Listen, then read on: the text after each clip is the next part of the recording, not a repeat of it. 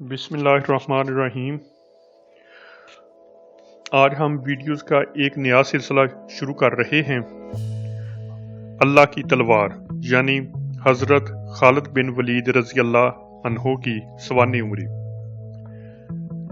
مسلمانوں کی تاریخ عظیم فوجی کارناموں اور فن حرب کے شاندار مظاہروں سے بھری پڑی ہے۔ تاریخ جنگ میں نہ تو ایسی لڑائیوں کی مثال ملتی ہے جو اسلامی جنگوں سے زیادہ خیرہ کن اور فیصلہ کن ہوں، اور نہ ہی ایسے سپہ سالاروں کی جن کی شجاعت اور مہارت اسلام کے باصلاحیت جرنیلوں کا مقابلہ کر سکے۔ اسلامی ثقافت میں تلوار کو ہمیشہ ایک باوقار مقام حاصل رہا ہے، لیکن اس کے باوجود اسلام کی فوجی تاریخ کے بارے میں آج کی دنیا بہت کم جانتی ہے۔ ایسی کوئی تصنیف نہیں ملتی جس کو کسی فوجی تربیت یافتہ فوجی نے باضابطہ تحقیق اور میدان جنگ کے غیر مشاہدے کے بعد لکھا ہو۔ فی الحقیقت کبھی تحقیق ہی نہیں کی گئی اور ایک خلاصہ رہ گیا۔ لیفٹیننٹ جنرل ریٹائر آغا ابراہیم ایک نامور فوجی سالار ہونے کے ساتھ ساتھ علمی میدان کے بھی شاہسوار تھے۔ انہوں نے سورڈ آف اللہ کے نام سے انگریزی میں جو کتاب لکھی، اس کتاب کی عوام اور خواص دونوں میں پذیرائی ہوئی۔ ان کی انگریزی کتاب کا ہی موجودہ کتاب اردو کا ترجمہ ہے، جو بہت محنت اور دقت نظر سے کیا گیا ہے۔ اولین اسلامی ریاست کا قیام جن حالات میں ہوا اور جنگ و جدل کے جو بعد کے واقعات تاریخ کا حصہ بنے، انہیں مورخین نے اپنے اپنے انداز سے تحریر کیا۔ یہ کتاب اللہ کی تلوار اس بنا پر یکسر مختلف اور منفرد ہے کہ اس میں خالد بن ولید کے جنگی کارنامے محض روایتی انداز میں قلم بند نہیں کیے گئے، بلکہ مصنف نے، جن کا اپنا تعلق بھی فن حرب سے رہا ہے، بنفس نفیس ان مقامات تک رسائی حاصل کی جہاں یہ مارکے بپا ہوئے۔ انہوں نے نقشے مرتب کیے اور اصل ماخذ کیے کو پیش نظر رکھتے ہوئے تحقیق کو اپنا رہنما بنا کر تاریخ نویسی کا حق ادا کرنے کی کوشش کی۔ اس کتاب کا مقصد حضرت خالد بن ولید کے حالات زندگی اور ان کے جنگی کارناموں سے دنیا کو روشناس کرانا ہے۔ اگر یہ کتاب اس مقصد کے حصول میں کامیاب رہی تو الحمدللہ، اور اگر نہیں تو بھی الحمدللہ۔ اب اس کتاب کا ہم باقاعدہ آغاز کرتے ہیں اور اس کا حصہ اول عہد نبوی میں پیش کیا جاتا ہے، اور اس کا پہلے چیپٹر ہے لڑکپن، یعنی حضرت خالد بن ولید کا لڑکپن کیسا گزرا۔ خالد اور لمبے لڑکے نے ایک دوسرے کو گھور کر دیکھا۔ وہ آہستہ آہستہ اکھاڑے میں گردش کرنے لگے۔ دونوں کی نگاہیں ایک دوسرے پر جمی ہوئی تھیں۔ دونوں ایک دوسرے پر جھپٹنے کا موقع ڈھونڈ رہے تھے، اور دونوں ایک دوسرے کے داؤ پیچ سے بچنے کے لیے چوکنے تھے۔ ان کی آنکھوں میں عداوت نہیں تھی، پرجوش مسابقت اور کامیابی کے پختہ عزم کی جھلک تھی۔ اور خالد خاص طور پر محتاط تھا کیونکہ لمبا لڑکا چپدست تھا، اس لیے اسے وہ فوقیت حاصل تھی جو مقابلے میں اکثر اپنے حریفوں پر حاصل ہوتی ہے۔ عرب لڑکوں میں کشتی ایک مقبول مشغلہ تھا، اور ان کے درمیان آئے دن اس کے مقابلے ہوتے رہتے تھے۔ ان مقابلوں میں کوئی دشمنی نہیں ہوتی، یہ کھیل تھا، اور لڑکوں کو مردانگی کی ایک خوبی کے طور پر کشتی کی تربیت دی جاتی تھی۔ لیکن یہ دو لڑکے سب سے زیادہ طاقتور اور اپنے ہم عمر لڑکوں کے قائد تھے، اس لحاظ سے ان کی کشتی دو بڑے پہلوانوں کے درمیان سرداری کا مقابلہ تھا۔ ان لڑکوں کا جوڑ بھی خوب تھا، وہ تقریباً ہم عمر اور نوخیز تھے۔ دونوں اونچے قدور شریرے بدن کے تھے، اور ان کے ارکلود جسم جب دھوپ میں چمکتے تو ان کے کندھوں اور بازوؤں کی تازہ ابری ہوئی مچھلیوں میں تھرتھری سی پیدا ہونے لگتی۔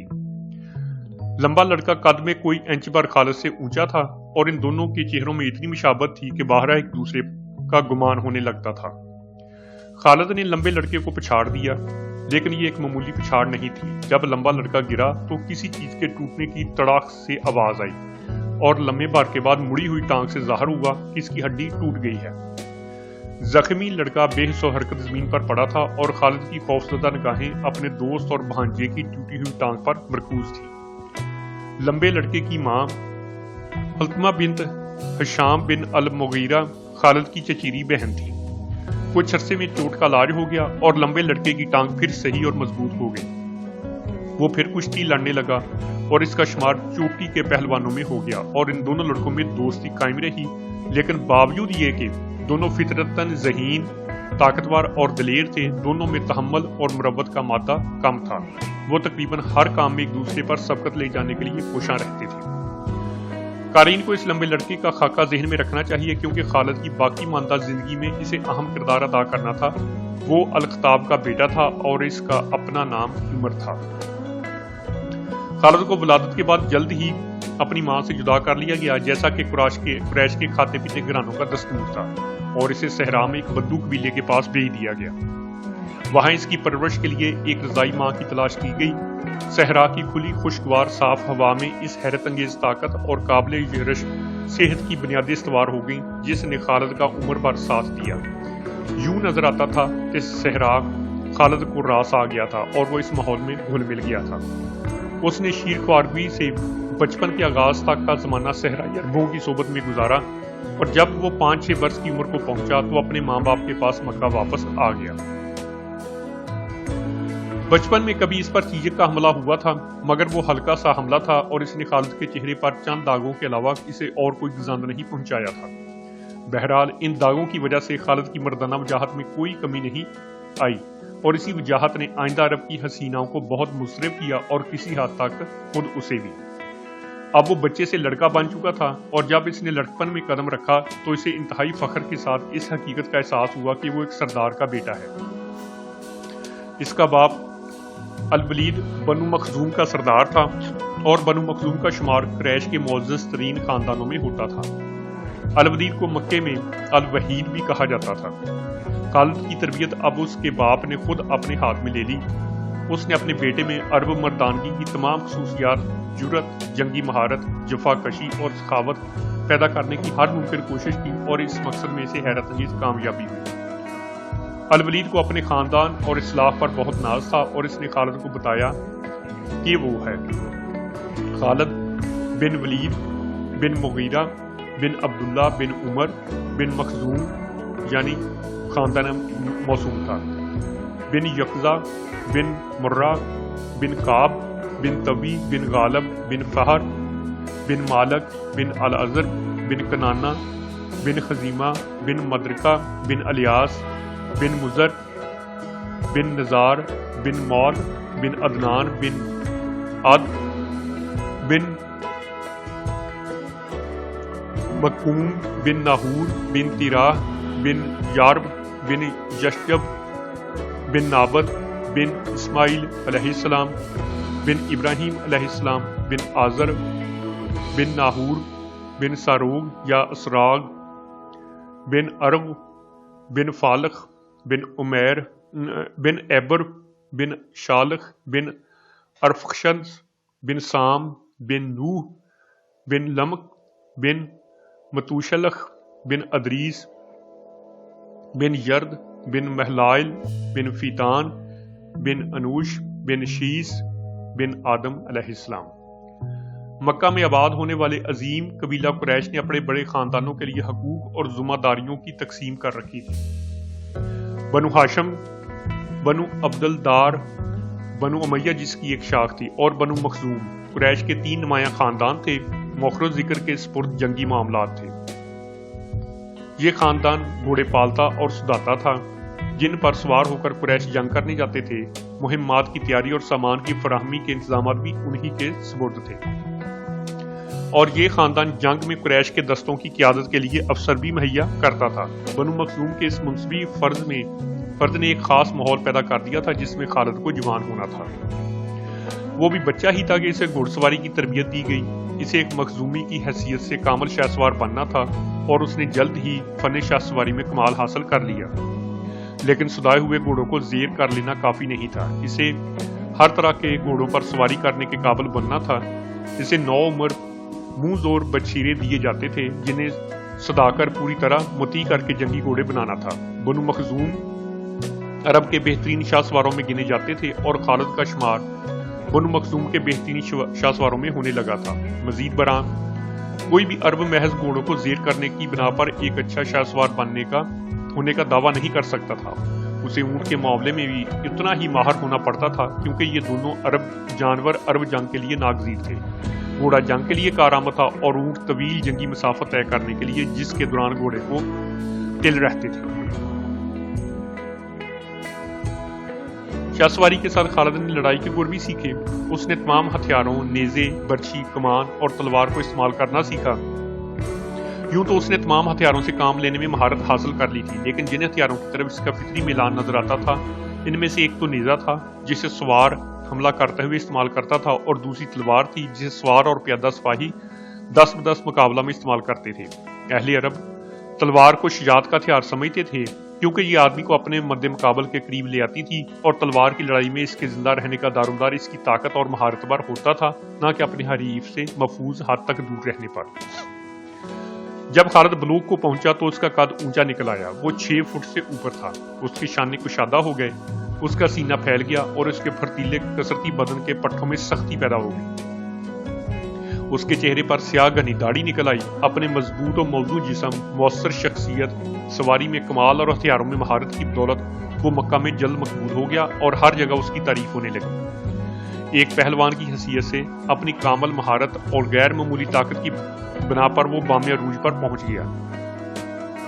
عربوں کے کنبے بہت بڑے ہوتے تھے، کیونکہ اولاد بڑھانے کے لیے گھر کے سربراہ کی متعدد بیویاں ہوتی تھیں۔ الولید 6 بھائیوں میں سے ایک تھا۔ ممکن ہے ان کی تعداد اس سے زیادہ ہو، لیکن تاریخ میں صرف 6 کے نام ملتے ہیں، اور الولید کی اولاد ہماری معلومات کے مطابق 5 بیٹوں اور 2 بیٹیوں پر مشتمل تھی۔ بیٹوں کے نام تھے خالد، ولید یعنی اپنے والد کا ہم نام، حشام، ہمارا اور عبد شمس۔ بیٹیوں کے نام تھے فاختہ اور فاطمہ۔ الولید ایک دولت مند آدمی تھا، چنانچہ خالد کو معاش کے لیے کام نہیں کرنا پڑتا تھا۔ وہ اپنی تمام تر توجہ سواری اور لڑائی کے ہنر سیکھنے پر مرکوز کر سکتا تھا۔ اس امیرانہ پس منظر کے باعث خالد روپے پیسے کے معاملے میں بے پرواہ ہوتا گیا۔ اس کے بارے میں مشہور ہو گیا کہ روپیہ پانی کی طرح بہاتا ہے اور ضرورت مندوں کی دل کھول کر مدد کرتا ہے۔ عشق سادہ دلی نے اسے ایک روز شدید پریشانی میں مبتلا کرنا تھا۔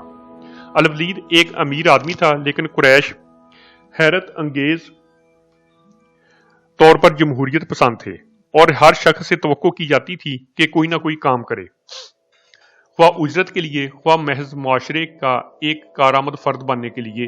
اور الولید جو بے شمار ملازموں کو اجرت اور تنخواہ دیتا تھا، خود بھی کام کرتا تھا۔ وہ فرصت کے اوقات میں لوہار اور کسائی کے فرائض سر انجام دیتا اور اپنے قبیلے کے لیے جانور ذبح کرتا تھا۔ وہ ایک تاجر بھی تھا اور دوسرے خاندان کے اشتراک سے تجارتی قافلے منظم کرتا اور انہیں سوداگری کے لیے ہمسایہ ممالک کو بھیجتا تھا۔ خالد نے کئی بار تجارتی قافلوں کے ہمراہ شام کا سفر کیا اور روما کے خوشنما صوبے کے بڑے بڑے تجارتی شہر دیکھے۔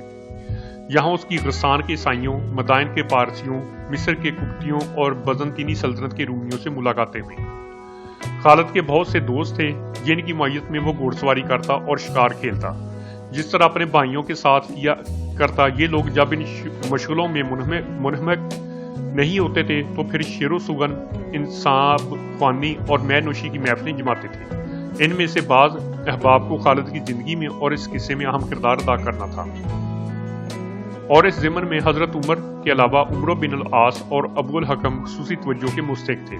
موخر ذکر کا ذاتی نام عمرو بن حشام بن المغیرہ تھا، مگر اسے بعد میں ایک اور نام بھی ملنا تھا، ابو جہل۔ وہ خالد کا بڑا چچیرا بھائی اور انہی احباب میں ابو الحکم کا بیٹا اکرمہ بھی تھا، جو خالد کا چہیتا بھتیجا اور اس کا جگری دوست تھا۔ الولید اپنے بیٹوں کا صرف باپ اور مشیر ہی نہیں، ان کا فوجی معلم بھی تھا، اور اسی سے خالد نے فن حرب کا ابتدائی درس لیا۔ اس نے سیکھا کہ ریگستان میں تیزی سے نقل و حرکت کیسے کی جاتی ہے، دشمنوں کی آبادی کے نزدیک کیسے پہنچا جاتا ہے، اس پر حملہ کیسے کیا جاتا ہے۔ وہ دشمن کو بے خبری کے عالم میں جا لینے، خلاف توقع اس پر یکا یک حملہ کرنے اور بھاگتے منشر دشمن کا تعاقب کرنے کی اہمیت سے آگاہ ہوا۔ اساسی طور پر یہ قبائلی جنگ تھی، لیکن اہل عرب مستعدی، نقل و حرکت کی صلاحیت اور ناگہانی حملوں کی قدر و قیمت سے بخوبی واقف تھے، اور قبائلی جنگ کی بنیاد زیادہ تر جارحانہ چالوں پر ہوتی تھی۔ خالد جوان ہوا تو جنگ اس کا نصب العین بن گئی، اور یہ نصب العین جلد ہی جنون کی حد تک جا پہنچا۔ خالد کے خیالات جنگی خیالات تھے اور اس کی امنگیں فتح کی امنگیں تھیں۔ اس کے باطنی تقاضوں میں تشدد پسندی تھی اور اس کا پورا نفسی نظام سپاہیانہ تھا۔ وہ بڑی بڑی جنگیں لڑنے اور عظیم فتوحات حاصل کرنے کے خواب دیکھتا تھا۔